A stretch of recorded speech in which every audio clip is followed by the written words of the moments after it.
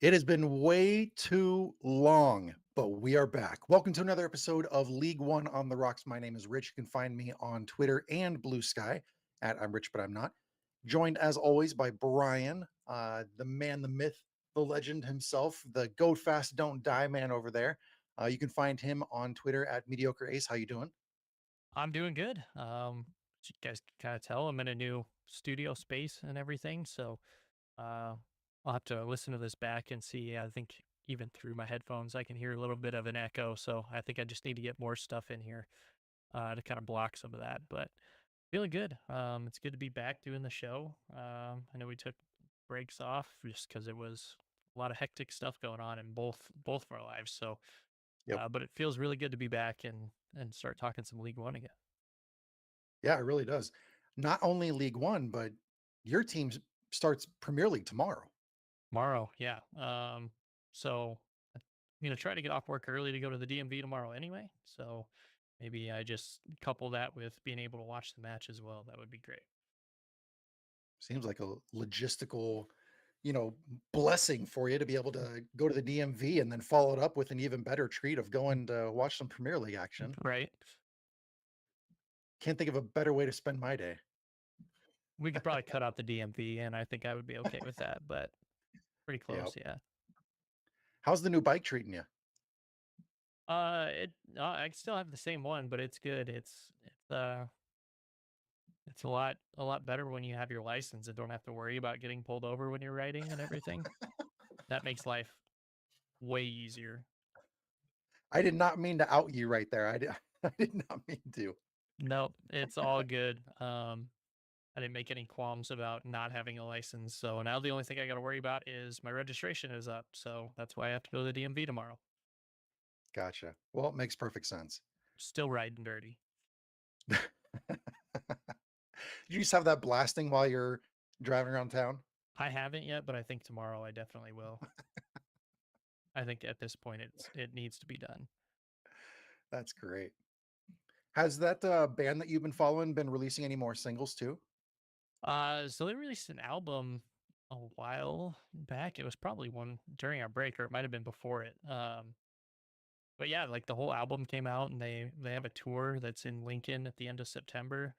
I have tickets for, and then 2 weeks later, I got another show. That one's at the Admiral. That one I'm really excited about because I've never seen anybody who knows it's Bill Murray, so I've never seen them live, but I really like their music. So it'll be Cool. I'm super excited for that. Plus, like concerts in small venues, so much better than arena concerts.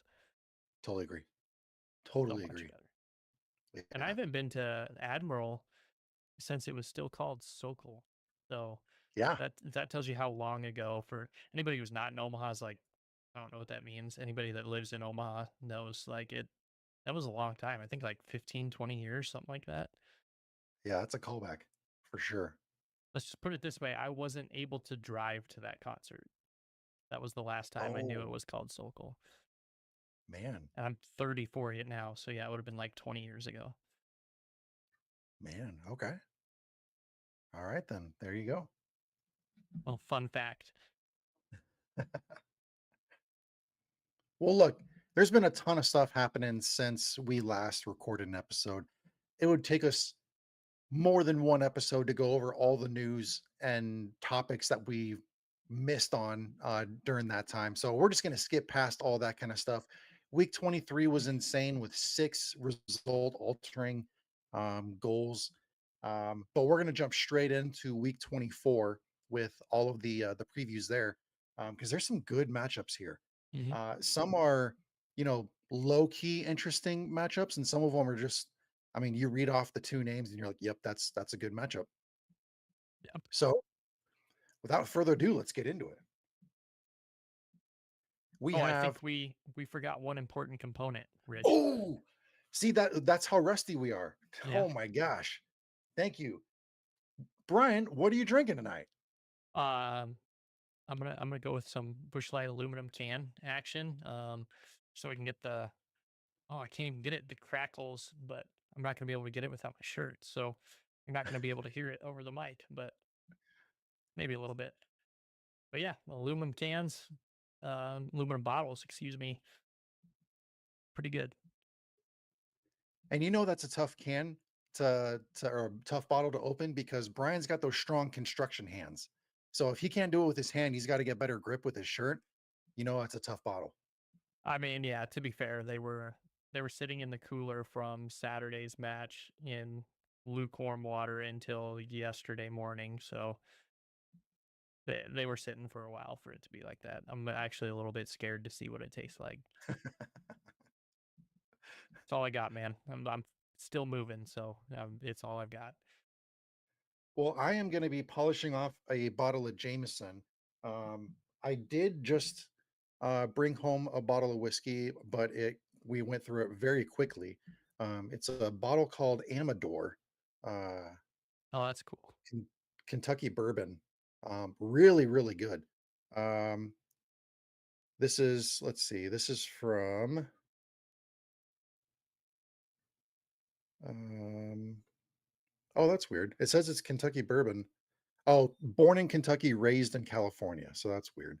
Hmm. But their flavor profile says it creates flavors of vanilla, brown sugar, roasted nuts, and a creamy mouth feel. Um, they suggest it being a part of your old fashioned Manhattan, but I drank it straight, and it was a good whiskey. I would recommend buying this. I had another one recently. Oh, I think it was called. I know I had some Jefferson Reserve. Um, There was another one that I had recently that was really good too, that was really smooth. I'm trying to venture away from the Elijah Craigs, the Buffalo Traces, the Woodford Reserve, all that kind of stuff, and get into some of the distilleries that I'm not familiar with, just so I can get some more varied tastes out there. And there's some there's some really good ones out there. If you don't worry only about price and you kind of read into the flavor profiles and kind of get a feel for what kind of whiskey you like to drink, it makes it a whole lot easier when you go to the liquor store to buy a bottle so that you can narrow down which ones you really want to try and you can go home with some good tasting liquor. Oh, yeah. That's the way to do it, honestly. I think too many people put in like the label. You got to go with known brands, things that the quote unquote whiskey snobs would want you to drink. Sometimes it's just better to venture out and do your own thing. Yeah. So let me pour out. Whoop, yep, I'm definitely polishing this bottle.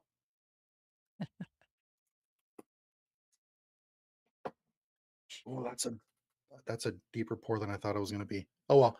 Hey, cheers, buddy. Here we go. Cheers.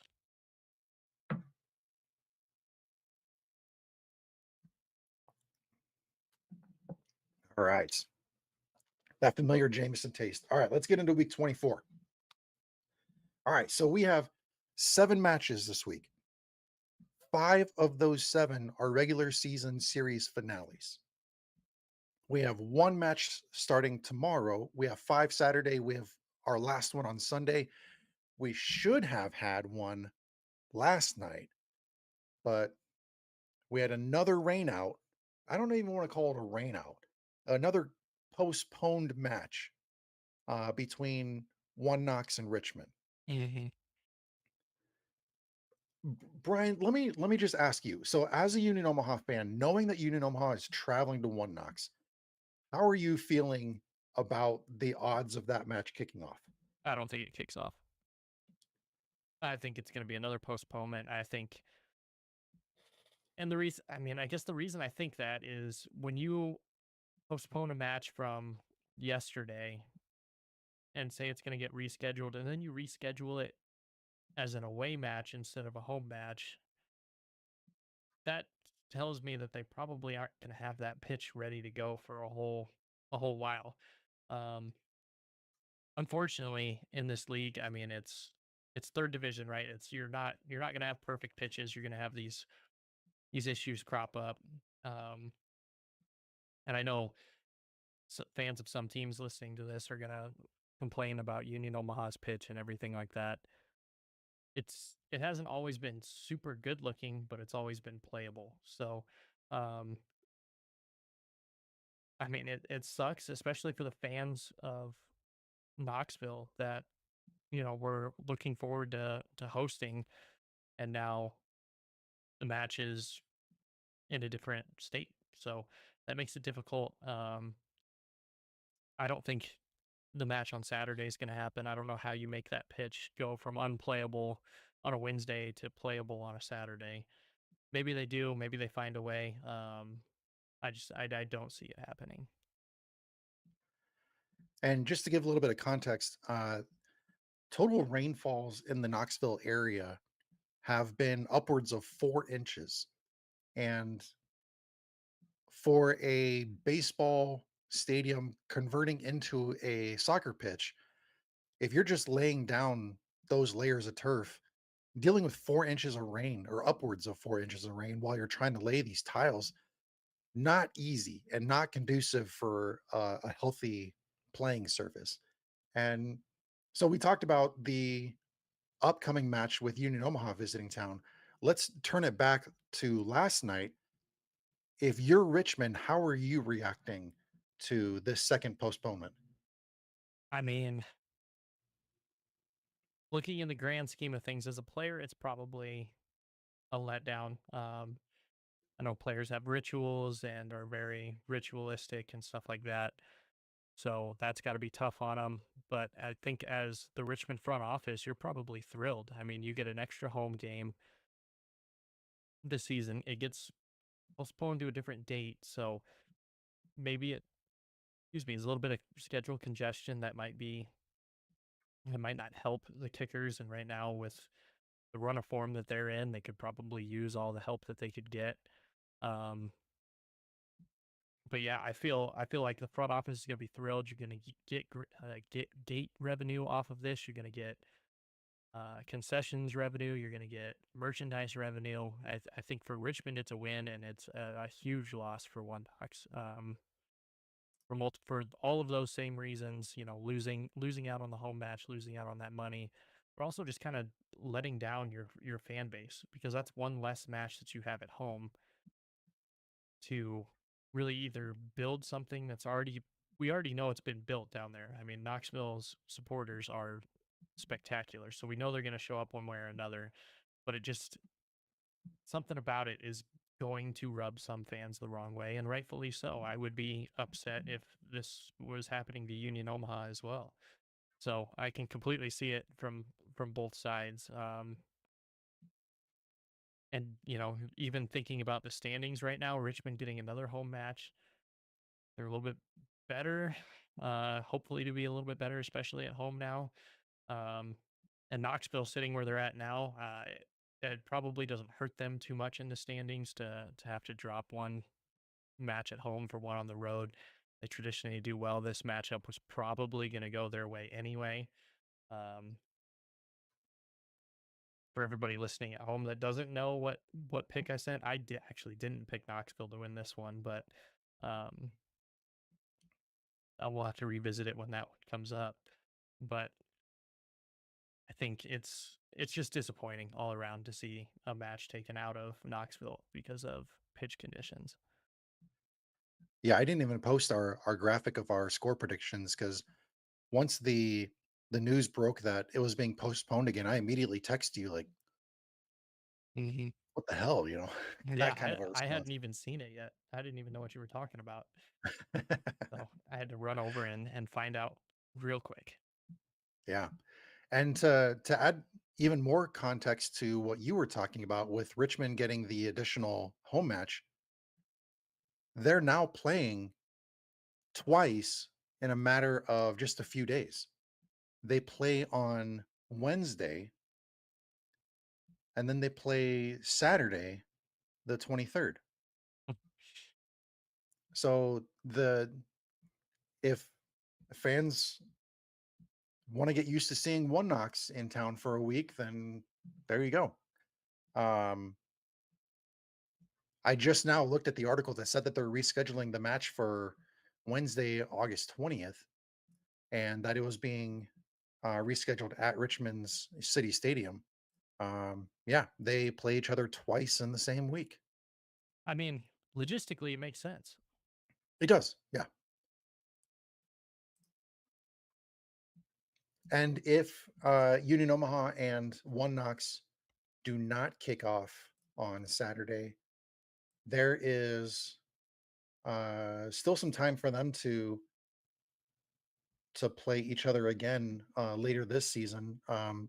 Union Omaha has a bye week in week 26, um, but One Knox is playing two matches in that week, so they'd have to reschedule it for a different time. But um, yeah, One Knox and Union Omaha haven't even played each other, and so to try to think of the logistical nightmare of trying to reschedule Saturday's match later on in the season, let's just hope that Saturday's match kicks off and it finishes.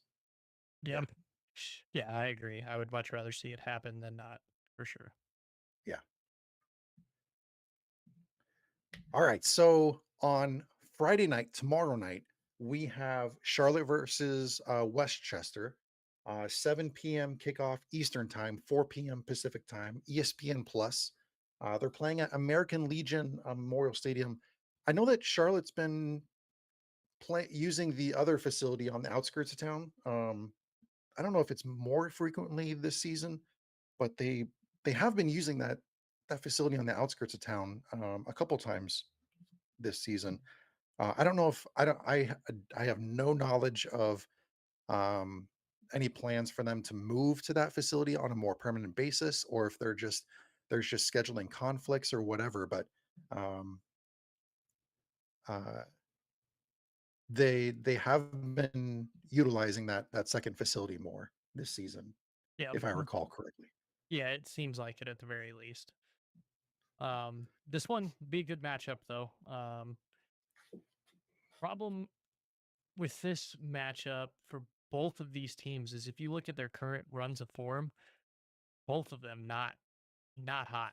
In the last five, you've got Charlotte Independence coming with four draws and one loss, and Westchester one win, two draws, two losses. So neither team right now playing that well.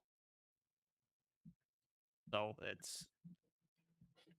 it's tough. I mean, looking back at week 10, we saw Charlotte get the close victory 3-2 over Westchester. I mean, this looks like it's going to end up being quite a battle. Yeah, and it could be a battle on the scoreboard as well as in the officiating crew's notebook as well. So before we get to the latter part of that one, let's speak on the former point. So the not so good news for Charlotte, just like Brian mentioned, their most recent form not so great. Um, in their last five league matches, they are 13th uh, in total points. They are winless. They've scored 11. They've conceded 12 Yeesh. in their last five across all competitions. They've scored 13, let in 11. They're seventh place there. But let's go ahead and look at the good news for Charlotte because they've played 10 league home matches this season and scored first in seven of them. When they do score first at home, they're undefeated. And since Westchester is a bottom six team, Charlotte only has one loss against a bottom six team at home, and I think that was Union Omaha earlier this season. Mhm. Um, Charlotte is second in big chances created. They're second in touches in the opponent's box. They are also second in shots on target per match. So the offensive power that we've come to expect from Charlotte is still intact. They still have the capability to score a lot of goals. That flips over to Westchester because, as we've seen this season, they can go toe to toe with any club if it means they have to score multiple goals. If you just think of their most recent match, 3-3 against Tormenta. Mhm. Yeah, I mean it's definitely not been ideal, but I don't think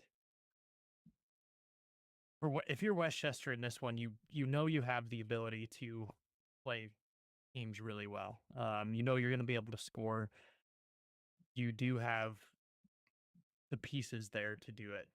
Um, I'm going to be a little bit worried to see how they're going to match up against Charlotte because we've seen some varied looks from Charlotte this season. It seems like they've been trying a lot more things. Um, as opposed to being a straight possession team, it seems like they've kind of adopted a whatever's going to work style. And so far, it hasn't really worked out. Maybe they're just working bugs out. Who knows? But it's going to be something to watch for Westchester. And Westchester's really going to have to take a step back in this one and look at their late defending. If you looked at some of the past matches they've had, I mean, their last loss against Union Omaha, they let in um, a goal late to an own goal late to concede that win on the road in a match that seemed like Omaha had the upper hand, but Westchester was just there and seemed like a team that was able to fight them off really well. So they're going to have to use some more of that. I don't want to say underdog mentality because against Union Omaha, I think that was a pretty even spread match prediction wise. But they're going to have to adopt that underdog mentality coming into this one, even though you have Charlotte on a not so great run of form. They're still sitting fifth, tied in points with Knoxville. So right above them at fourth place. So still solidly in the playoff hunt against a team that is fighting to get out of the wooden spoon race, which I mean, there's a lot of teams in the wooden spoon race this season. So Yeah, and there's also an interesting dynamic here because uh, Obregon Jr. is I think he's still the Golden Boot leader for Westchester, hmm as well as the league, yep. um, and going up against his former club with Charlotte. Yeah, so Juan Carlos Obregon Jr. has 10 goals, uh, ahead by only one goal in that race. Um, as far as saves, Matt Levy from Charlotte has 51 saves, leading the league there. But that also calls attention to Charlotte with their recent signing. They signed a midfielder, Paulo Alcocer. I hope that's how you say his name, but a familiar name to League One circles, goalkeeper Amal Knight. hmm So we could possibly see him in goal this week. So that's an interesting twist to the matchup as well, because we've seen him all night. We know what to expect from him, and he's certainly proven himself. You know, he moved up to championship with Lexington, and he played over in Nepal, I think, or something like that for a Yeah, I don't season. remember exactly where it Um, was, but yeah. came back, but glad to have him back in League One because he was fun to watch and seems like a really nice guy too. hmm Yeah, I was gonna say uh, we just got another great goalkeeper back into the league. We saw what he could do when he was with Lexington, albeit not probably not the best overall team he's ever been on. We saw flashes of his greatness and what he can do. That being said, this is going to be one too where we've also seen him all night. If he ends up playing, get some cards here and there. He's not afraid to play aggressively in that goalkeeper position.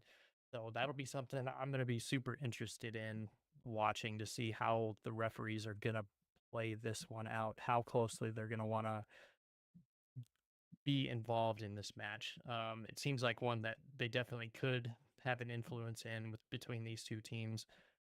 It's just going to actually have to be something that we see when it actually, the ball actually rolls on that turf.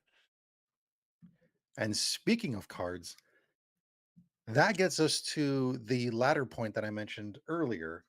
Uh, there is the distinct possibility that we could see not only one PK, but multiple PKs in this one, as well as a high count of fouls and even some colorful cards along the way. Because Westchester has been awarded 7 penalty kicks this season, tied for first with Greenville.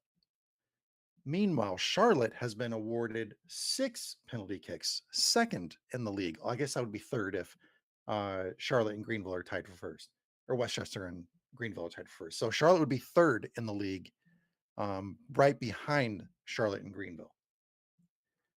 At the same time, Westchester has conceded 9 penalty kicks. That is tied for first in the league with Tormenta. And Westchester has the most fouls in the league, while Charlotte has the lowest, which that's actually kind of surprising. Hmm. I would not have picked Charlotte for lowest fouls in the league. No. And then for yellow cards, you have Westchester at fourth place with 51. You have Charlotte in seventh with 45. So there is the potential for this one to start escalating emotionally, and some colorful cards along the way. Yeah, it's definitely going to be something that they're going to have to look out for. Um, I'd be interested to see how many penalties have been awarded to teams playing Westchester for them to concede 9, because 9 seems like a really high number. Um, Yeah. and I mean, I know whatever the statistic is, and of course, 76% of statistics are made up on the spot. It's like 80% um, of the time on penalties, it favors him, the penalty taker, 80% of the time over the keeper. Um, Ideally, that would be a 50-50 split, but I think with just the way that goalkeepers are kept on their line, um, for penalty kicks, just puts them at such a disadvantage, especially with the speed and strength of players now. I mean, it is super difficult to get a stop on a penalty kick. Um, but yeah, I think this one does have the potential to get dicey. Um, especially when you look at both of these teams in their last 5 matches, they're both going to be trying to gun for a win to get their season back on track. So I expect a super hard fought match in this one, and I wouldn't be surprised to see maybe even a red card in this one. Ooh, okay. All right. So let's set the over under on PKs at 1.5. You going over under? Statistics say over is probably the smart one, but I'm going to take the under. I don't think they're going to get stuff in the box. I think there'll be a lot of fouls. I think there'll be a lot of cards, but I don't think there'll be one in the box probably. I think you're probably right. I think that's smart. It's tough. Yeah, with counting week 24, there's 11 weeks left in the regular season. Starting to feel the crunch with some of these points. These matches start to matter a little more and more, especially when you look at some of the placements of the clubs involved in some of these matches. Hmm. So this would be a great time for Westchester to turn it around. But at the same time, Charlotte would love to have a first round hosting gig in the playoffs. So Oh, for sure. yeah. All right, so let's get into predictions. Brian, I'll let you go first. Um, so yeah, in this one, I really think it's gonna come down to which team is more clinical, which team takes advantage of the chances that they're given. And speaking on those things, I feel super comfortable with Charlotte in that position as opposed to Westchester. Um, and in this one, I'm gonna pick Charlotte to win this one 2-1. But unfortunately for Westchester, I think it's going to be another heartbreaking late goal, and that just might be the thing that kind of snaps this team into that kind of wooden spoon territory for the rest of the season. Hmm.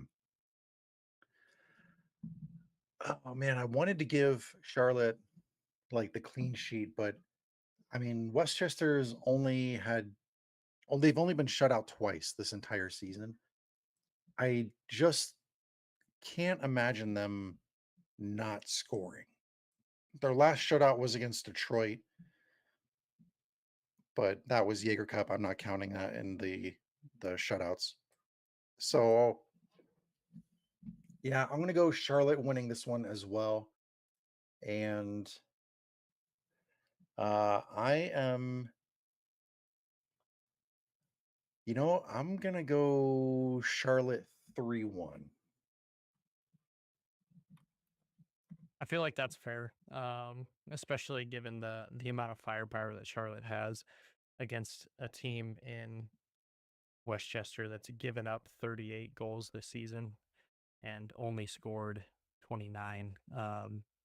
38 goals, by the way, is the highest amount of goals allowed in the league by two. So the closest team to them is their neighbor in the standings at 36 with South Georgia Tormenta. So Man. Yeah, Charlotte in their last 4 across all competitions, they scored 12 goals. That's an yeah, average of 3 goals a game. Man. them pesky statistics coming in. And what's crazy is they had that match last week against Greenville, and they lost, having scored 4 goals, but Greenville scored 5. Hmm. Insane. Insane. Another one on high scoring affairs. Yeah. Greenville's good for at least one a year. Yeah, that's totally true.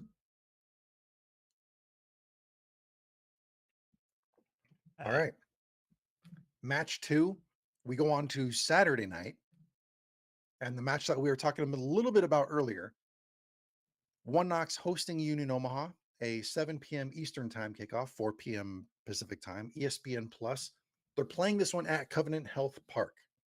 Um, and this is that baseball stadium that we were talking about, converting it to a soccer pitch, laying that turf down with the rain that they've had lately. We're still waiting on positive confirmation that the pitch is going to be in suitable condition. They had storms today.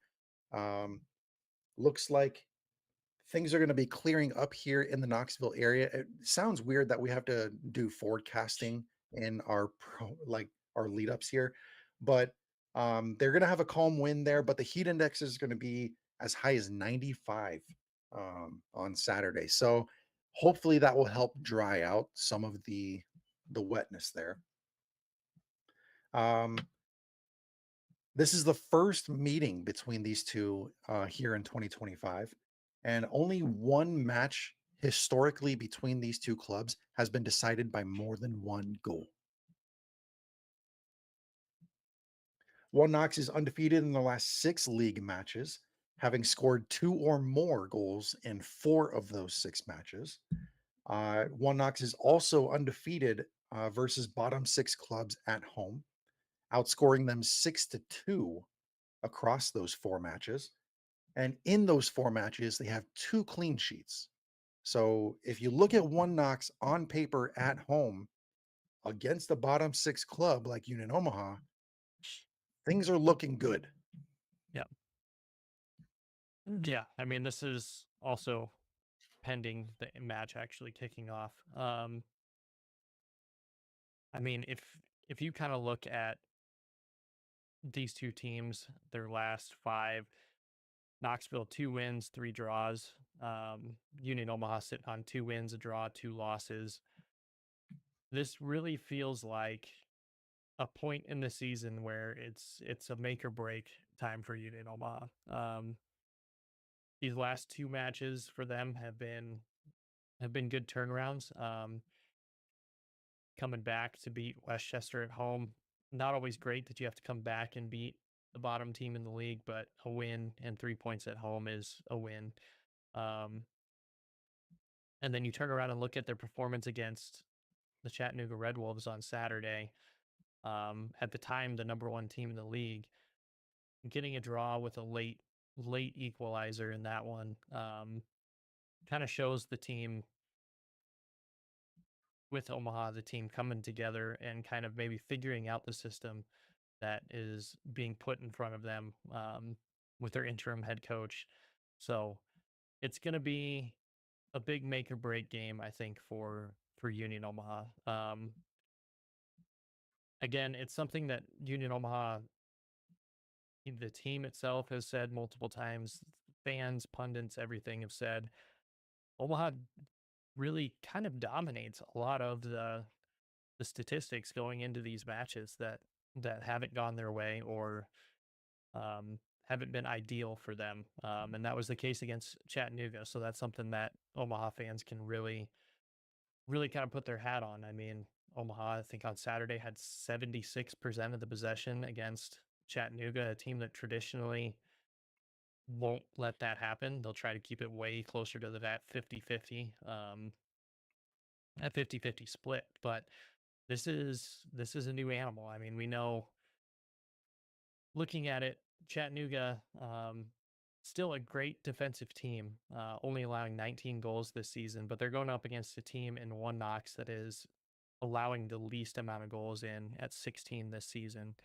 And also a Knoxville team that, if this was at the same point last season and they had only let 16 goals in, they might have only scored 18 goals, but they're sitting on 24 now. So um, definitely a different animal. Um, this season, and definitely a different team for Omaha to play. I think you'll still get that stout defensive effort from Knoxville. I don't think that's ever gonna change. It's too much of their identity to um, not do that. So um, I think this is going to be a game where you're going to see a lot of I don't want to say hot headedness, but I think you're going to see Omaha come out to be very aggressive in this one because they don't have much of a choice. And I think that's the only real legitimate shot that they have to beat Knoxville in this one is to be the more aggressive team and to really take that fight to that defense of Knoxville. And it sounds weird as we talk about One Knox. Usually you would want to jump straight into Kempis Tequila because that dude is all over the place when it comes to One Knox stats. But this season, I feel like the true players that are shining for One Knox are the players who are creating the chances, who are the facilitators. So you think of like Stuart Ritchie. Uh, he's a very reliable player. He's been a constant mention on the stat sheets for One Knox. Another player on their team, Stavros Zarkostas, I think is how you pronounce his name. Sounds right. Yeah. He has been incredibly reliable for them this season as well. This hasn't exactly been the shining season that we've come to expect from Sean Lewis, but the fact that uh, whoever is minding the net for One Knox has that kind of a defensive unit in front of them, uh, and they're disciplined enough to keep even shots down low against them. Um, One Knox, they've been known to be a defensive unit for years now. They've kind of hung their hat on that identity, and I fully expect that again this season, or I'm sorry, this Saturday. It's going to be a bit of a whiplash for Union Omaha because they just got done playing against a Chattanooga team who, as soon as they get the ball, it's counterattack, counterattack, counterattack. It's almost as if playing Chattanooga is a fitness test. Um, Whereas when One Knox gets the ball, there's a lot more buildup. There's a lot more development moving up the pitch. It's not so much fast. There's not as many sprints involved. So it's going 180 degrees with your match preparation between these two clubs, and you really have to keep your head on a swivel when it comes to One Knox because they love to sneak players into those spaces and play off of them. Those players who sneak into those spaces aren't going to be the ones that are going to be scoring the goals. They're going to be the players who create the chances. So it's almost like the hockey assist and then the assist and then the goal scorer.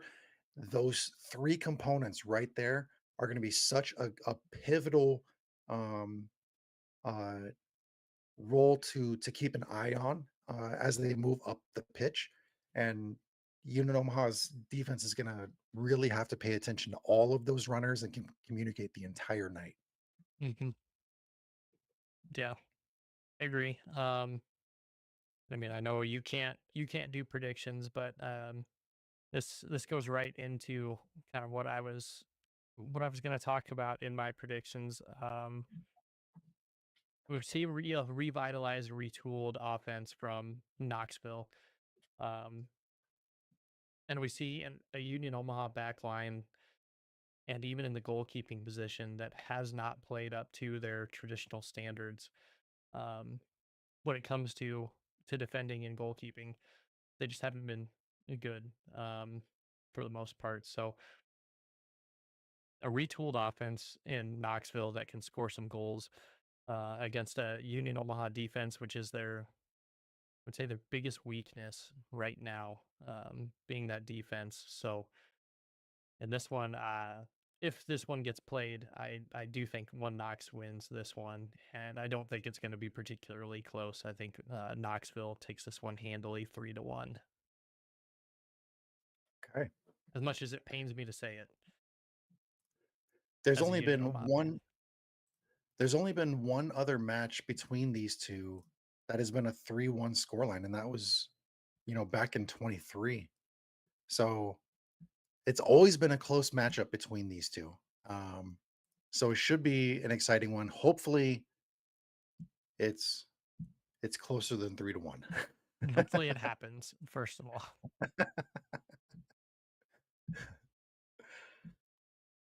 All right, next we move on to Richmond versus Tormenta. This I feel like I want to call this one. I don't. Brotherhood Derby sounds like too cheesy, but you have Pablo Hara, you have Adrian Billhart. What's there? There have been other players who No Vigneals has played for Richmond and Tormenta. I mean, it seems like there's been such a crossover of Tormenta players into Richmond players here that I want to label this a derby in some way, but not some cheesy thing. But whatever. I was trying to think on the fly there, and that one certainly wasn't working. I mean, it's they definitely have some more like weird player sharing scheme going on between these two. Um, which makes sense with the owners who have been on our show are and we're candidly very good friends on the show. So shout out to those two. Maybe there's something between those guys, a little collusion or something. Although at this point in the season and where these two teams are in the standings, that collusion is not working. So I think most teams are just going to say let it ride, whatever. Um, Yeah. yeah, you have these two teams sitting 12th and 13th, Richmond in 12th, South Georgia Tormenta in 13th. Um, both on 17 points, both not great in their last five. Richmond, 3 losses, 1 draw, 1 win. Tormenta, 2 losses, 2 draws, 1 win. Both of these teams' last win was 4 matches ago. Both most recent matches ended in draws. So it's going to be difficult to really pick these ones. Earlier in the season, I probably would have easily picked Richmond in this one, but their run of form, it has taken a complete nosedive. And it feels like since we went off on our little break, they were sitting up pretty decently high in the standings at that point, and then fell off a cliff. So maybe it's our fault that Richmond is not doing well. So if that's the case, we apologize to the kickers. Hey, I'm wearing Richmond Ivy. I'm trying to make up for it. Making up for it. Um, it's tough when you have two teams that are kind of unable to find themselves. Both teams allowing over 30 goals this season. Excuse me, Richmond allowing 30 goals, South Georgia allowing 36 goals this season. Um, Still the bottom two teams as far as goals allowed. It's it's not great. I do think this one is whoever comes out of this one is going to be sitting okay in the standings, both sitting on 17 points. If one of these teams can get a win, obviously that brings them up to 20, and that, pending other results, put them all the way up to 10th place. So, um, huge, huge implications, especially for that wooden spoon race. And I believe we talked about at the beginning of the season that the Wooden Spoon race this year was going to be a lot closer than it has been in years past, and it is definitely turning out that way. Um, with five teams, one, two, three, four, five teams within 2 points of each other, and within 2 points of the bottom of the table. So it's going to be crazy. But I do think going into this one, if you're a Richmond fan, you can take some solace in the fact that you won the week one matchup 4-2. Um, they're going to play each other one more time this season, so it's just so tough when you have two teams that just you don't know what to think of them. I think we've seen flashes from both of these teams. I think both of these teams have a clear plan. It's just not being taken as far as it can go for these two teams to be successful on the pitch. And I think with a little bit of polish, both of these teams could make a nice run at the end of the season. And I think it all starts with this match. This is huge. Yeah, I am grasping at straws when I come to this prediction. Um, I feel like these two teams should be performing better than where they are. And their recent run of results isn't great. Tormenta had that high scoring match with Westchester. Richmond had that nil-nil draw with Portland. Going to Portland and getting a nil-nil draw, you should normally take. Um, but the fact that they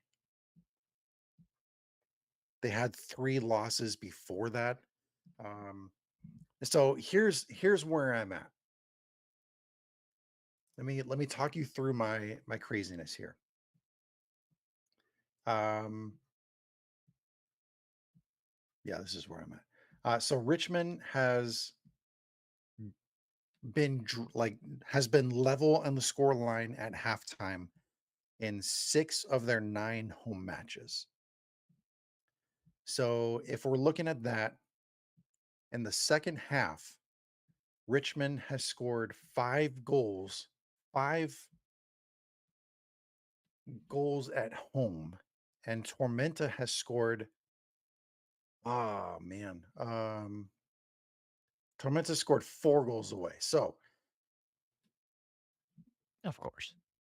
oh, of course, yeah. And in matches decided by 1 goal, both have a losing record. I think Richmond is 1-4, and I think Tormenta is 1-3, or might be other way around. Um, I think this one could be close. I think it's going to be a bit of a race back and forth. Um,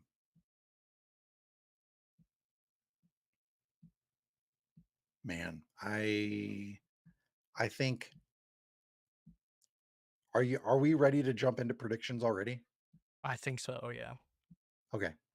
I will give okay, so here's another thing that I was considering. When you look at Richmond, they're 1, 2, 3, 4, 5, 6 in their last okay, 6 of their last 7 matches have been actually 5 of their last 7 matches have been shutouts. Like they have scored 0 goals. One of those matches was 1 goal, and the other one was the 4-3 matchup when they played at Union Omaha. So if you take out the outlier, I mean they've scored 1 goal in their last 6 matches, 6, 7 matches. Whereas Tormenta has shown the ability to score goals in their recent run of matches. So I'm going to give Tormenta the win here, and I'm going to say Tormenta 2-1. That's a fair one. This one for me is just, it's so tough to try to figure out exactly where I want to go with this prediction. Because I don't have a whole lot of faith in either of these teams. Um, I think going to be big. The fact that it's at City Stadium, I think that's going to play into it huge. Um,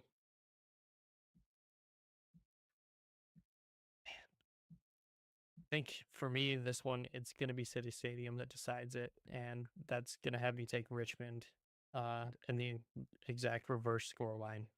Give me Richmond 2-1 in this one. I love it because whenever you talk about a match that happens at City Stadium, you can never count out the crowd.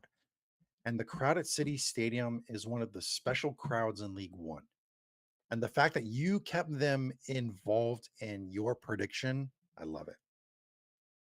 It's even, because we've seen, especially in down years, we haven't seen City Stadium as rocking as we have seen it before. But the fans that do show up, I mean, obviously the Red Army that sits right on that corner are always there, always making noise. One of my favorite things in the world when I watch Richmond matches is seeing the interaction between the fans sitting in the Red Army section and opposing fans or opposing players on that corner. Um, Always hilarious to watch. But they show up and they show out when they do, even if it's not record crowds like we love to talk about with them. That crowd is still loud, and I think that that home field advantage is real in this league. Yeah, and League One Updater, if you have not been following Alex over there at League One Updater, uh, who we wholly endorse, like you should be following him, you should be reading his articles. Um, he just got back from a trip from Portland. He went up to the Portland Richmond match recently and had a great time. And he wrote about it with he's also with Beyond the 90, and he's also with like the Southeast Soccer Collective, or I can't remember what their name is. And I apologize for any of them that are watching or listening. I'm trying to say your name, I just can't remember it off the top of my head. But um these soccer collectives that Alex is a part of do a great job. You should be paying attention to Alex's articles in particular too, because he does a great job not only getting quotes from pertinent people related to the articles, but also digging into the stats to deliver some good articles. So keep following him, um, and he also has some fun pictures along the way. Mm. All right. So those are our picks for match three. We're going on to match four. We got Forward Madison hosting FC Naples. This is also Saturday evening, 8 p.m. Eastern Time, 5 p.m. Pacific Time, ESPN Plus. Playing at Brees Stevens Field, regular season series finale. Last time they played was week 2 when FC Naples took a 2-0 lead over Forward Madison. That was when FC Naples came out of the gates like just completely tearing through the league. Yep. Forecast for Saturday evening is 40% chance of showers and thunderstorms, low of 70. So despite the fact that there's a chance for showers and thunderstorms, still should be a pretty nice evening. I'd definitely be there at Bree Stevens if I were in the area. So you should too. Yeah, definitely. This is going to be a match that, while it doesn't have the super sexy sounding match of the weekend, this is definitely one that I would I'm going to be very interested to see. Um, you have FC Naples sitting in third place right now, 4 wins, 1 draw in their last 5, taking on Forward Madison with 1 win, 3 draws, 1 loss in their last 5. Um, Again, this is going to be one where I feel like the crowd could make a huge advantage for Forward Madison in this one. Um, and I really think that in order to beat FC Naples in this one, Forward Madison's going to have just about everything go their way in this one. FC Naples looks every bit like the team that we saw earlier this season, every bit like the team Madison saw in week 2. Um, they may have stumbled a little bit, but I don't think that that stumble was so much on FC Naples and more on the Chattanooga Red Wolves and Spokane Velocity coming in on fire. really kind of out of nowhere and bridging this gap. Um, and eventually overtaking them. Granted, we're talking about a split of 3 points between Spokane Velocity and FC Naples in this one. Um, on the flip side, Forward Madison, not the season that they would have expected. However, getting draws is still going to get you points, which Forward Madison has done better than everyone but one other team in this league with 9 draws this season. So there's something to hang your hat on there. Of course, at home you want to get the win, but I think against a team that far up on you on the table, a draw even at home still helps you out, especially in that kind of wooden spoon area where we find a lot of these teams that we've talked about so far. But I do think Madison has shown a lot this season that there are pieces there that they can build on. They just need to really fine tune the things that they do well and focus on those. And I think that is the way they should go moving forward. And if you're FC Naples in this one, status quo, do what you do. Yeah, I think that's a good summary of what to expect for this match. Um, I got distracted because I feel like I have neglected in our outline any possible promotions that have been going on as we've been going through these matches. And Ford Madison, ahead of pro football kickoff here pretty soon, has four different themes that you can pick from for Saturday's match. It's all centered around the Green Bay Packers, which is Fair, appropriate. fair They play. have a gold pack, a green pack, a white pack, and an old fashioned sausage fest pack. Um, and these are cool. Now, obviously, they each come with, I don't know if each. So the green, the gold, and the white pack come with a Ford Madison Green Bay Packers themed kit, which of course they would. Um, but here's the interesting thing, Brian. I don't know if you know this. At their match Saturday night, none other than Amon Green. Ah, Husker legend Amon Green, Yes. by the way. Yeah. Nebraska Cornhusker legend. He won the 95 and 97 national championship with the Hmm. Huskers. Yep, So yeah, he'll be at the match. solid. Feel like you could have put that one for Union Omaha match, but that's okay. Take it. Yeah. Still another Green Bay Packer legend as well. Um, Yep. yeah, one of my big memories of watching the NFL when I was younger was watching him run wild still for Green Bay. I think he had a super long tenure in the league too. I think it was even longer than most running backs do. So yeah, that's pretty cool. And obviously, Forward Madison, promotions and kits.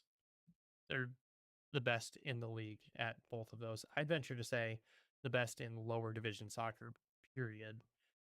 And Oh that's yeah. across the entire the entire globe. Like Yeah. Oh, they know how to do promotions and kits. yeah, there's no doubt about that. Yeah, you're 100% right on that one. If you decide not to go for one of the packages that includes the Ford Madison Green Bay Packers kit, which includes a meet and greet with Amon Green, the old fashioned sausage fest is going on August 16th, so Saturday from 4 to 6 before kickoff. You get one unlimited sampling of 8 sausages. You get 3 old fashions, and you get a match ticket for $45. Oh, come on. Too Yeah, easy. yeah. Double your pleasure. Get one of those and get one of the promotional packs that includes the kit and a meet and greet with Amon Green, and all these other kinds of cool things that are included. Yeah, Ford Madison's killing it with their promotions, Yep. no doubt about that. But back on the pitch, yes, Ford Madison and FC Naples. This should be a match that more people should have circled on their calendar because Ford Madison. Um, in their last, let's see, 5 league matches, they've only lost once. They're starting to find their way. They've been active in the transfer market, um, and they're starting to turn some results around. And things seem to be going their way when it comes to results. And when it comes to a nice packed house like Bree Stevens, you would expect them to fuel on the team for a victory in front of them. So I fully expect Ford Madison and FC Naples to be a physical match, one where the aerial duels becomes a huge part of the winning ingredients. And I think this one could go right down to the wire. This one could be a lot of fun, and especially if you include the fact that you start throwing in Mother Nature starts, since they're playing on turf, the ball's going to skip a lot more than does on natural turf, and so it's going to be a lot faster game. Um, and you may not see as many services into the box. They may try to keep the ball down on the ground when they play. But if the ball goes up in the air, look for some really, really good battles on the aerial duels. So, Brian, what are you saying for this one? Well, listen, I'm a big believer in Forward Madison's um, home field advantage. I think it's a great advantage. The fans there are going to show up for this one for sure. Just aside from all the great promotions that they're doing, this is a big match for them. FC Naples coming into town. I don't think it's going to be enough. I do think that FC Naples does come into Bree Stevens and get it done, but I'm going to say that they get a 1-0 victory for FC Naples. I think Madison's going to show that they've worked on some things, and I think this is going to be their springboard. Even in a loss, this will be Madison's springboard to show what they're going to do moving forward. And I expect them to start moving up the standings after this weekend. Naples is the top team against bottom six teams overall. When you start looking at their away stats, Naples is actually second to last when they're playing on the road. Um, Despite that, when you look at their recent form, they went to Avialta, which is not an easy place to get a result. They came out with a 1-1 draw.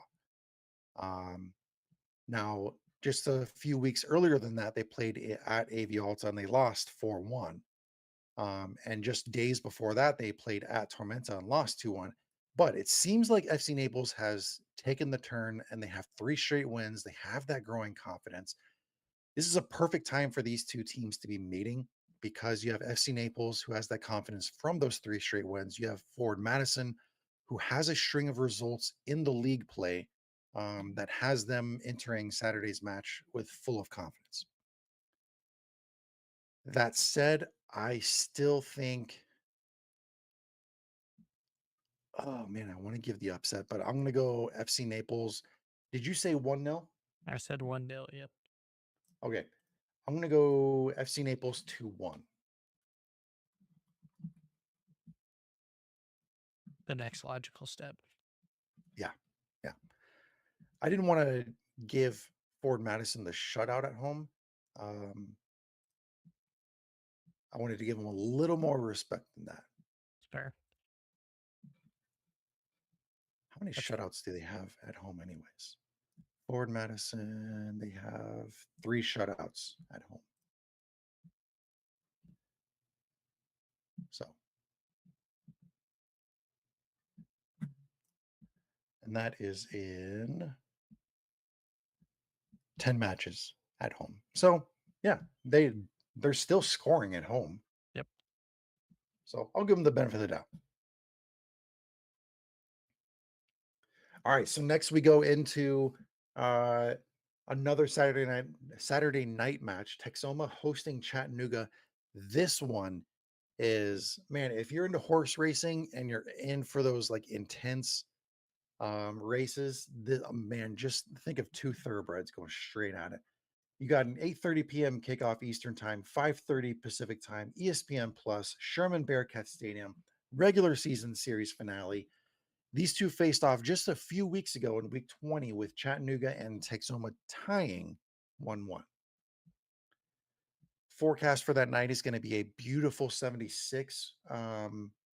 No precipitation or anything like that. It's going to be a beautiful evening there in Texas.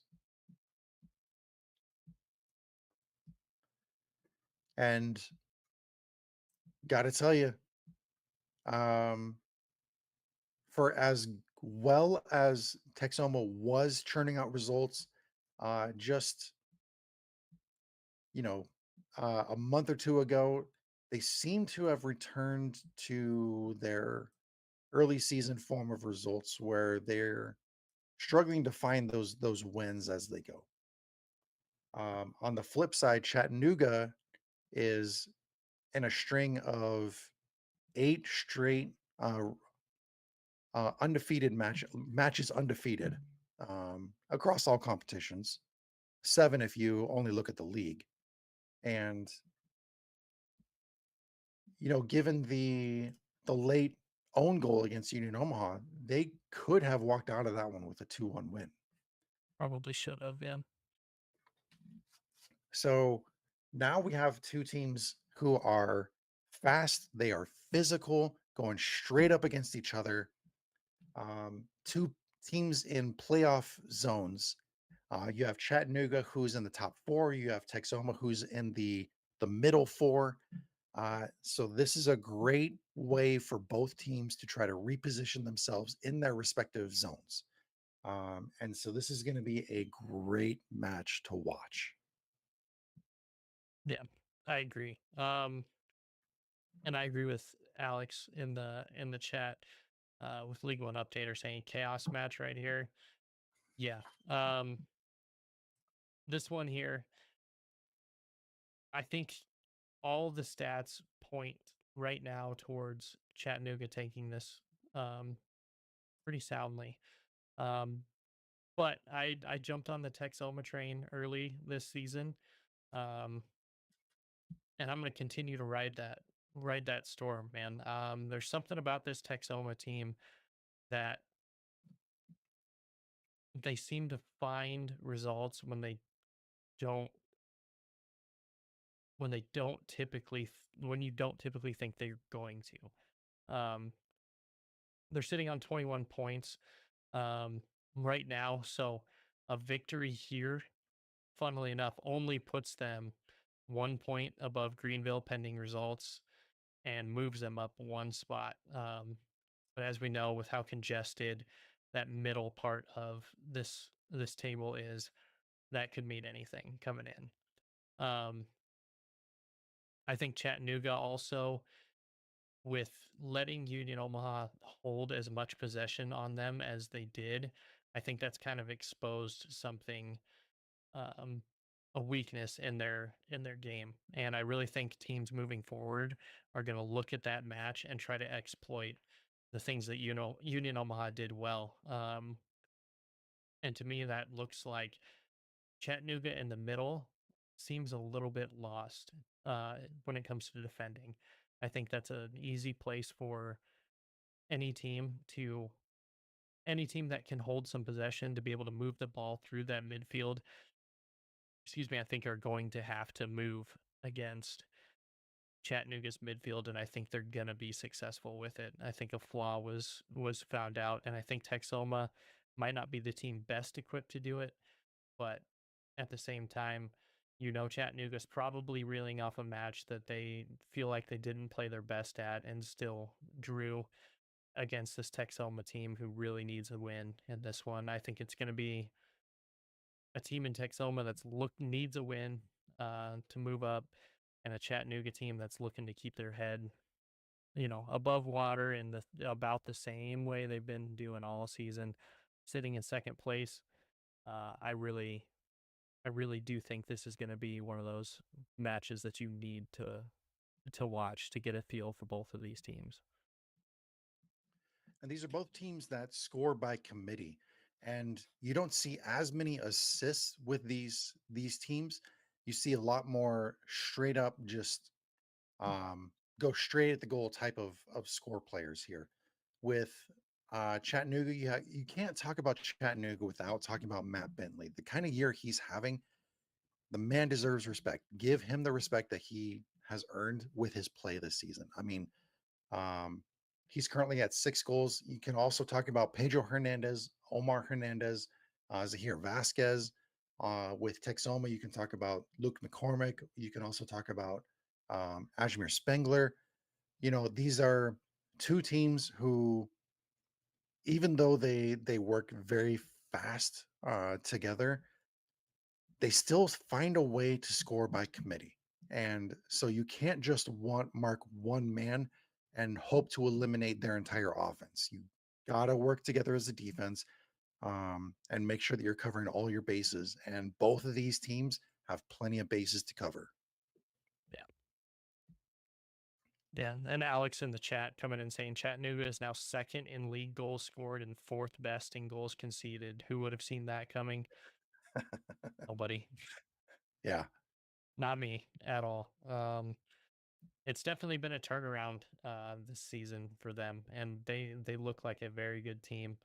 Um, or have until recently. Like I said, I really do feel like something was exposed in that Omaha match that teams are going to be able to take advantage of, and I think moving forward, it's going to be tough, tough sledding for Chattanooga unless they can get that figured out. Yeah. Scott McKenzie coming in and taking over for Chattanooga Red Wolves has done a good job. Obviously, they've generated plenty of hype, especially with their performance in the U.S. Open Cup earlier this season. But even bringing in players like Josh Ramos, and including him into his system, and Josh Ramos has had some good performances this season, and he's a guy that you should give respect to when you're playing against him as well, because he can burn you relentlessly on the flanks. Um, Scott McKenzie also made the good decision of bringing in Aaron Lombardi, a guy who had previously played with Chattanooga Red Wolves and played a very solid role on their defensive shape. Um, so once Aaron Lombardi found himself in a um, in a healthy period, very smart of Scott McKenzie to bring him in. Aaron Lombardi's only been playing with them for a few weeks, and so Lombardi is familiar with Chattanooga. He likes the area, um, and now he's returning the love by returning some good performances with them too. This is going to be a very fun match to watch. Whatever match you watch before this one, make sure you save enough popcorn for this one afterwards, because I promise you, this is going to be a good one. Mhm.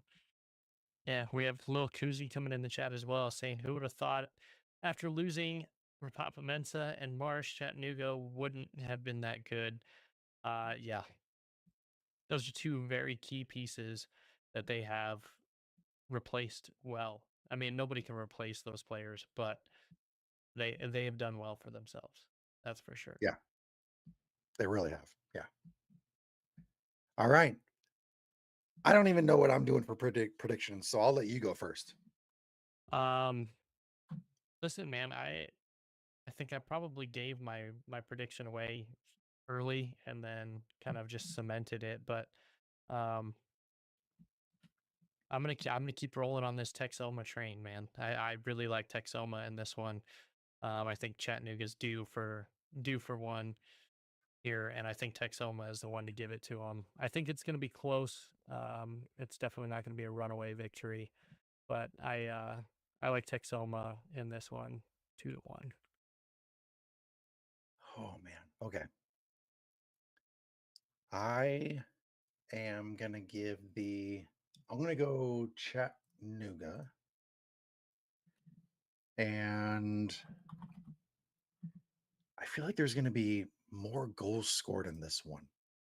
Let me scroll up here. I want to say, I'm going to keep it 2-1. 2-1 Chattanooga. So we'll go opposite again with this one. Somebody's gonna be making a move this We week. are. Yeah. All right. Last match of Saturday evening, we have AV Alta at home versus Greenville Triumph. 11 p.m. Eastern Time kickoff, 8 p.m. Pacific Time, ESPN Plus, playing at the Lancaster Municipal Stadium, aka the Hangar. This is going to be the season series finale, regular season series finale, with week 11 result uh, being drawn between these two sides 2-2. Forecast is going to be a beautiful evening, just like there in Texas. We got a expected temps around 66, winds are 15 to 20 miles an hour, gusts up to 30 miles an hour. So that could play a factor. All in all, should be a beautiful evening for some League One soccer. League One after dark soccer. How about that? Oh yeah, love the after dark. Yeah, I think these are two teams that sit right next to each other in the standings right now. They're two teams that, while they don't play super similarly, they are two teams where you kind of just know what you're going to get. They might not be the two best teams in this league right now, but they're two of the more consistent teams in the league. Um, Maybe a little bit more up and down with AV Alta, but Greenville has been sitting about in this position for the majority of the season so far. So um, when you look at the goals for 27 goals for AV Alta, 28 goals for Greenville. Greenville is also letting in six more goals at 29 than AV Alta is. So that gives them a -1 differential. But you look at the last five with these two teams: AV Alta, one win, two draws, two losses. Greenville Triumph, two wins, one draw, two losses. So very weird pieces of fortune here for these two teams. I think we're going to see in this one, um, unfortunately for Greenville, this is a long trip. This is a cross country trip. I think that is going to play into it. An 11 p.m. Eastern time kickoff. That's the internal clock's going to be 11 o'clock. I wonder if they're there already, getting ready for it. Um, but I think these two teams line up very well with each other, and I think these two teams are going to be neck and neck for the rest of this season, and especially in this match it's going to be hard to distinguish between these two. Really? I like that. The rest of the season, they're going to be, The rest of the season they're gonna probably jostle position here or there, but I think they're gonna end up about next to each other by the end of this season, and it's gonna be pretty close to where they're sitting now. wow. Okay. All right. I like that prediction.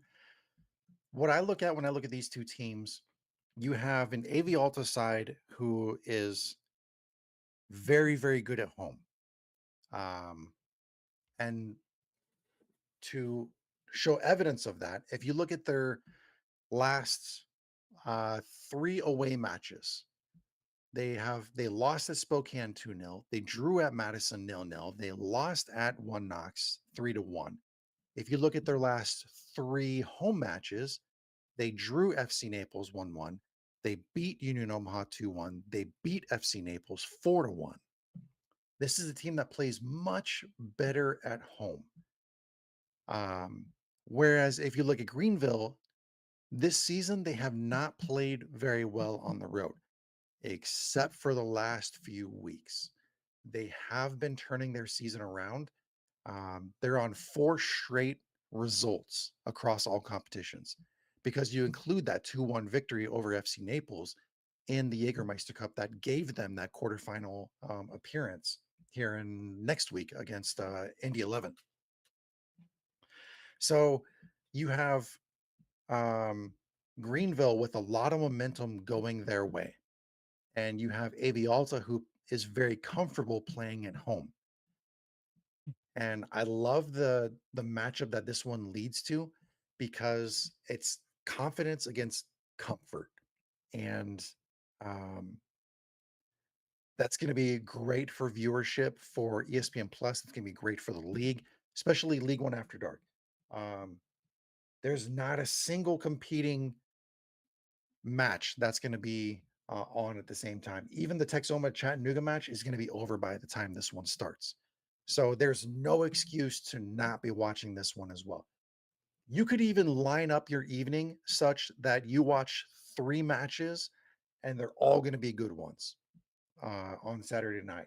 So Saturday is going to be such a fun night. I'm planning on it right now. When we talk about Avialta, they have they have a bit of a stout defense, but what you start to really see with them is how well they play together. When you look at Greenville, again, a stout defense led by veterans, also playing well together. So these are two teams very, very similar.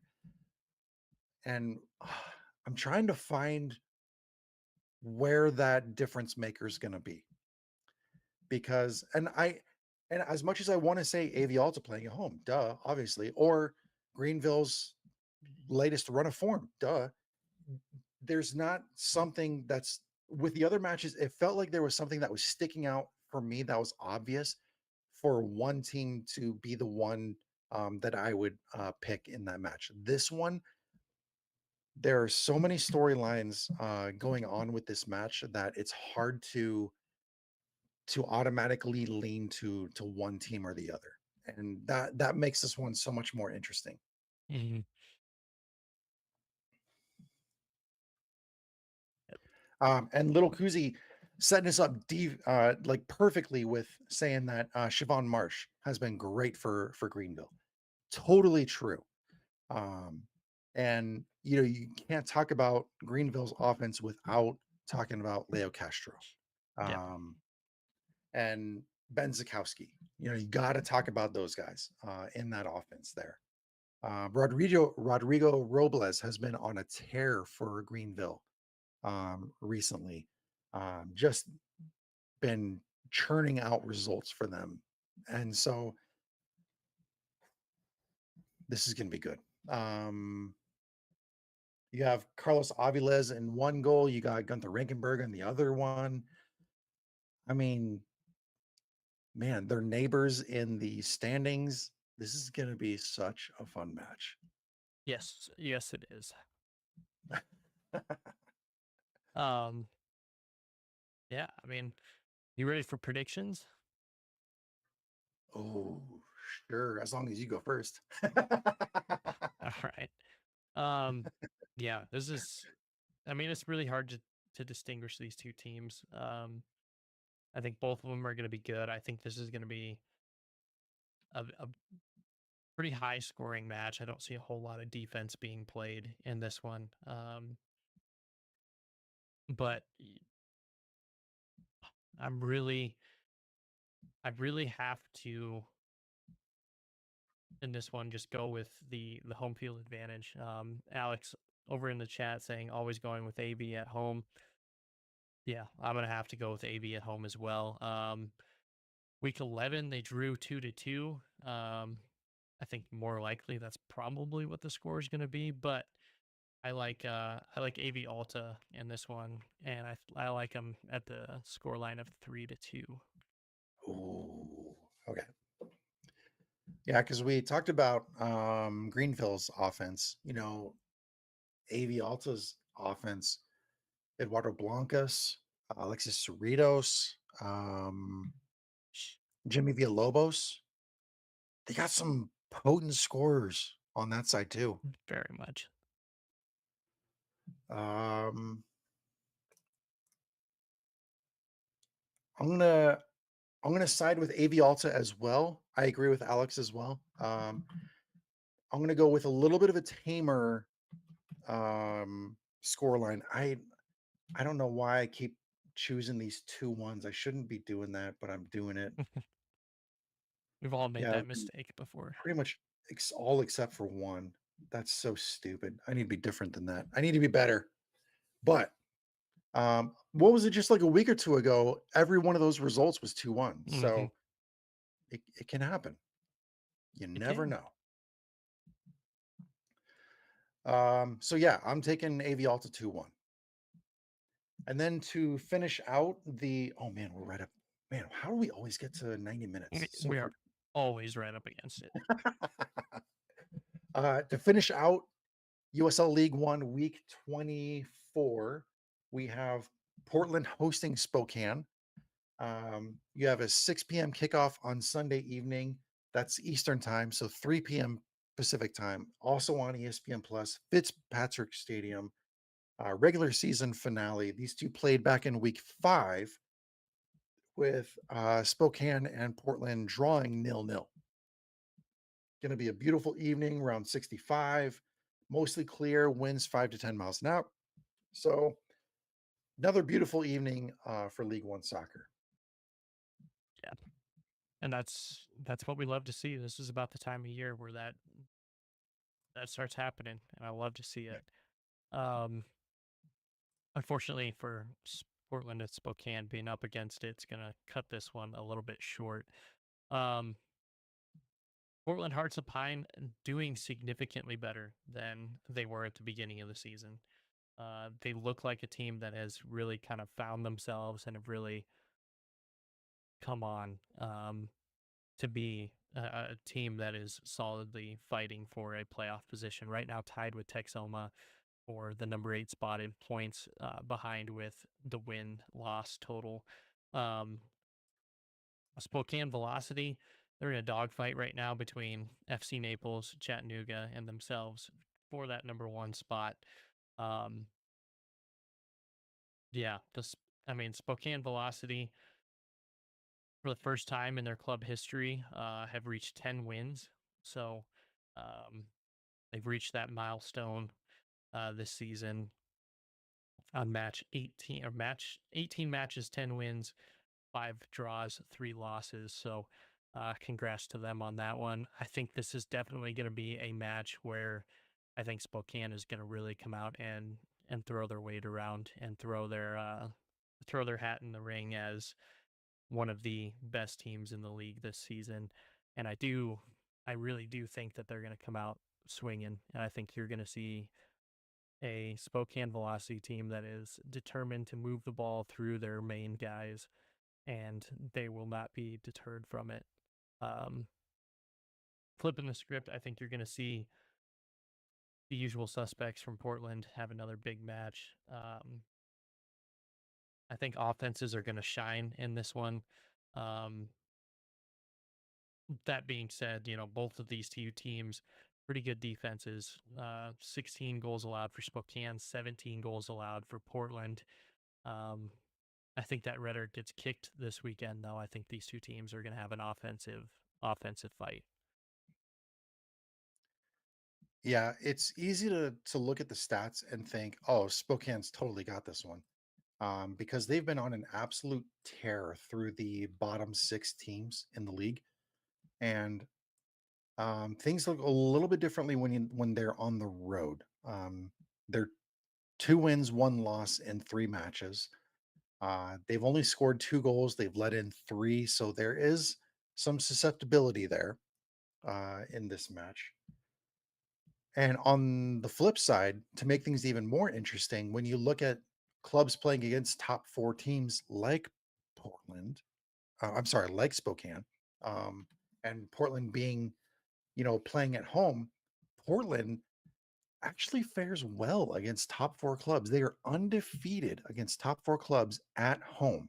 In now, granted, they've only played 2 matches, but they won one, they drew one, they've scored 3, let in 2.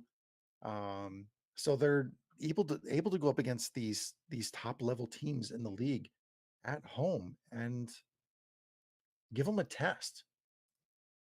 Um, at the same time, I one of the things that really disappoints me about the recent run of results is the Spokane Westchester result, where Spokane used the ineligible player and they gave the Westchester the 3-0. Throws all of my stats off. Mhm.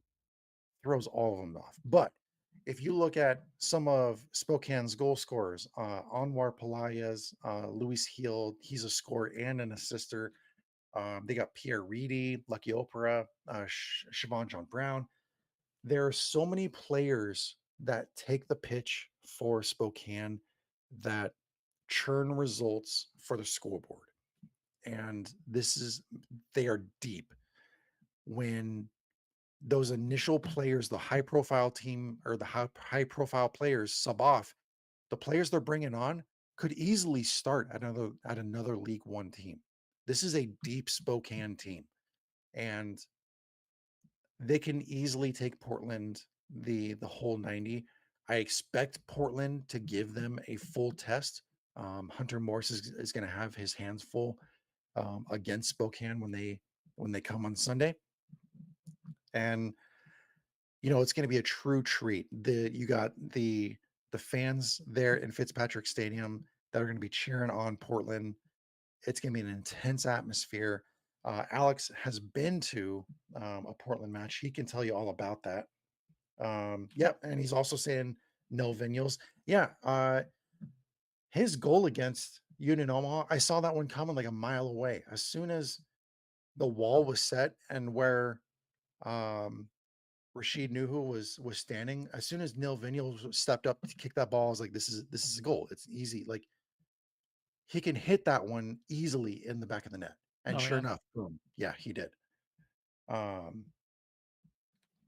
so yeah, I don't as much as it's interesting to look at Portland's results against top four teams, especially playing at home. I don't see Spokane dropping the ball in this match. I see a Spokane win. Um, sorry to say it for all those Portland fans that are watching. It should be a fun one to watch though, and um, sport like Spokane is just like a buzz saw through the regular season matchups. Just don't get too hung up on the results. Just take it as it is. Move on to the next match and try to get points from the other ones. What do you got score prediction wise? Oh, dang it. Okay, so I'm gonna go. Let me look here. Scroll up. I'm gonna go. You know what? I'm gonna mix it up. I'm gonna move away from the 2-1 score predictions, but not by much. I'm gonna say Spokane 2-0. And two. Oh, tough one. Um, I think I think there's gonna be some goals scored for sure. Um, I think we're gonna see quite a few goals scored. I'm gonna say there's gonna be 5 total goals scored in this one. Gonna buck some tradition here. I do still like Spokane though. I do think Spokane is red hot and are gonna continue to be red hot for the rest of time. Um, Coming back off those 2 losses and 1 draw, put themselves with these last 2 wins in their last 5 to put them back on top. I don't see them relinquishing that lead anytime soon. And unfortunately, for Portland in this one, they're just the ones standing in the way. Okay. As we get closer to the playoffs, I have some potentially good stats to talk about when it comes to Spokane and some of the matchups they could be facing. So I'm looking forward to the rest of these 10, 11 weeks unfolding before us so that we can start talking about those storylines as well. And we It's get going to be fun. Let me check social media to see if we had any questions.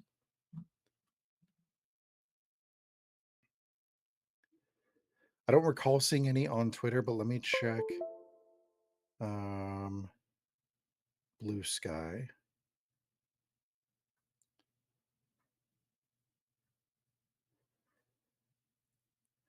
All right, we did get one from our good friend Tim, Ranting Blue Penguin Media. Um, oh, we did kind of talk about this earlier. He says, "How would you, as Emperor of League One, gotta love that title, handle unplayable pitch issues, reschedules, etc." Kind of in reference to the One Knox Richmond situation, but more in a general sense across the league. Ooh, that's a good question. Um,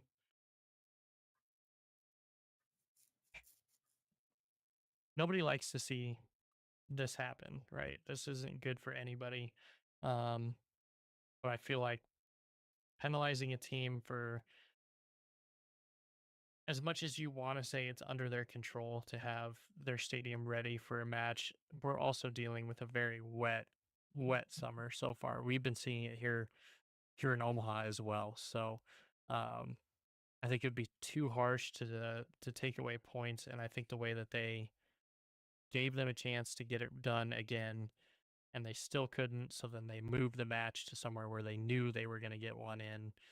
Uh, is exactly the way I would handle it. Yes, I would love to see every single match, every single pitch is immaculate. We're playing on FIFA World Cup, level pitches, but that's just never going to happen. So we do with what we can.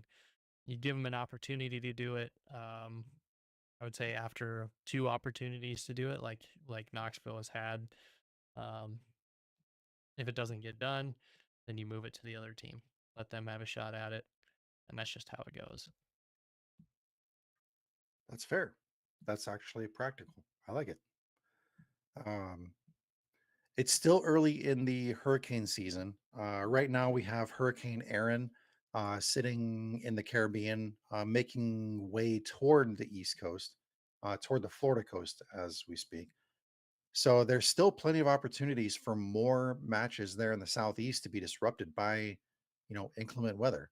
And so, hearing you kind of talk a little bit about that um, kind of sets the precedent for what, maybe others are thinking in those phone calls between clubs and with league headquarters. And it's interesting that they would switch the location to Richmond. Um, Although I'm not going to deny an opportunity to watch a match in City Stadium. That's a great place to be, great Right. crowd to be in. Um, so all the better for them. Yeah. I agree.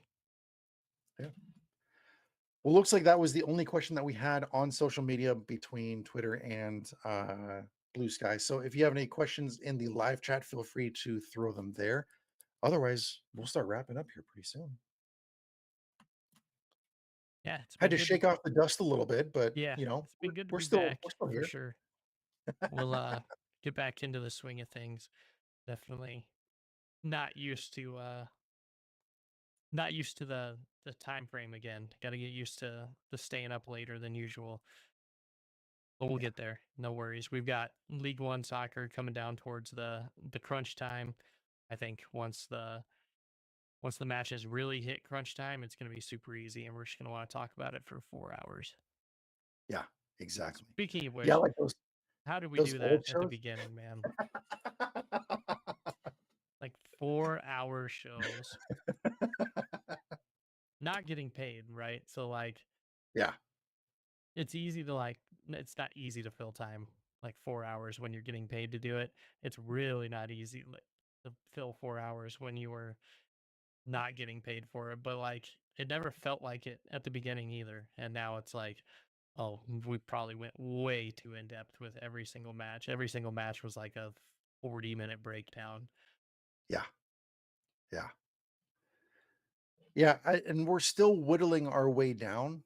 We're still trying to find that perfect recipe, but we're having fun along the way. So that's the most important thing. Yeah, I mean, I think we've kind of hit our. I think our time frame is anywhere from 90 minutes, to an hour 45. That's about our sweet spot. Yeah, Alex saying, and there are fewer drinks these days. Yeah, I had one. In my defense, it's 16, and also I think Rich is definitely on the heavier side of of the thing tonight being straight whiskey. Yeah, you could probably catch me during some of those earlier discussions. Um, yeah, some of those. Yep, I polished that bottle, so I'm feeling good right now. Yeah. Anyways, all right. That is another episode of League One on the Rocks. We will be back next week with another episode, and we'll keep breaking these down. We'll have more graphics coming up onto our social media channel, so keep an eye out for those. And thanks for tuning in to another episode. We'll see you next time. My name is Rich. You can find me on Twitter and Blue Sky. I'm Rich, but I'm not. That is Brian. You can find him on Twitter at Mediocre Ace. Thanks, everyone.